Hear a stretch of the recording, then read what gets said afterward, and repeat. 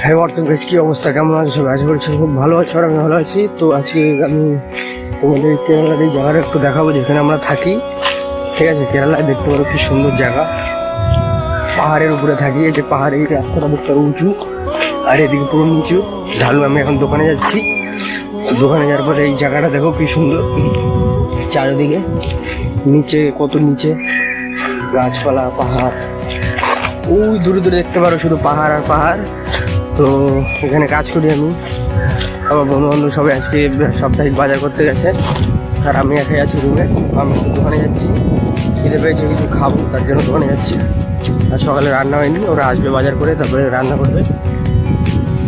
তো ওই জায়গাটা দেখতে পারো কি সুন্দর জায়গা,